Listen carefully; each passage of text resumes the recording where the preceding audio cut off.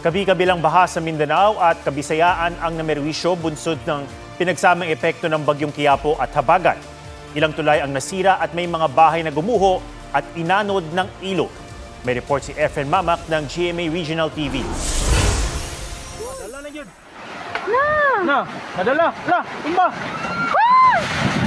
Unti-unting gumuho ang lupa hanggang sa tuluyan ng bumigay at nahulog sa sapa ang bahay na ito sa Maasim, Sarangani. Hello, shucks!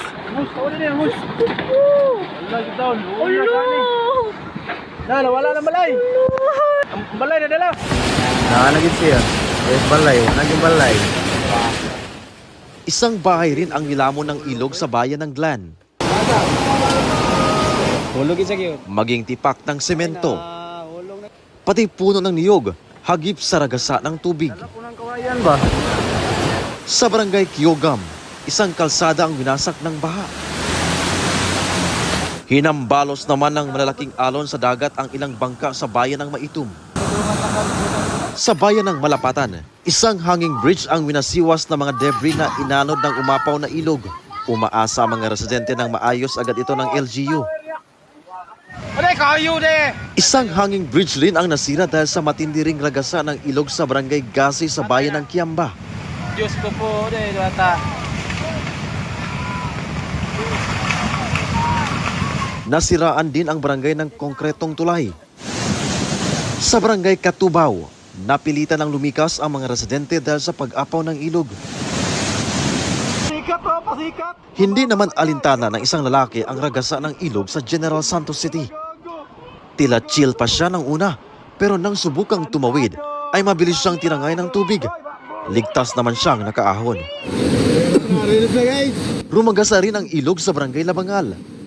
Hinampas ng tubig ang mataas na flood control dike bago ito umapaw at umabot sa ilang bahay sa lugar.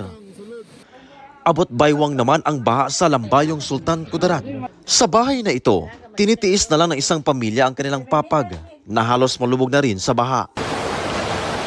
Buwis buhay naman ang rescue operation sa ilang residente sa bayan ng Palimbang. Ayon sa MDRRMO, 6 na barangay ang nalubog sa baha simula pa nitong Miyerkules. Ilang motorista rin ang stranded dahil sa mga pagguho gaya sa bahaging ito ng Tibolis, South Cotabato. Sa Malabang Lanao del Sur, ang Maladi Bridge, winasak na ng umapaw na ilog. Bukod sa Mindanao, apektado rin ang habagat na pinalalakas ng bagyong Quiapo ang malaking bahagi ng Visayas. Bumaha sa ilang lugar sa Guimaras at Antique, pati sa Bayawan, Negros Oriental, kung saan isa ang nasawi. Pinasok din ng baha ang ilang bahay at establishmento sa Iloilo City.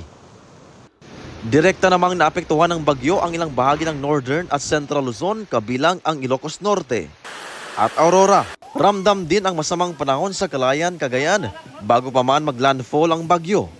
Mula sa GMA Regional TV, Efren Mamak, GMA News.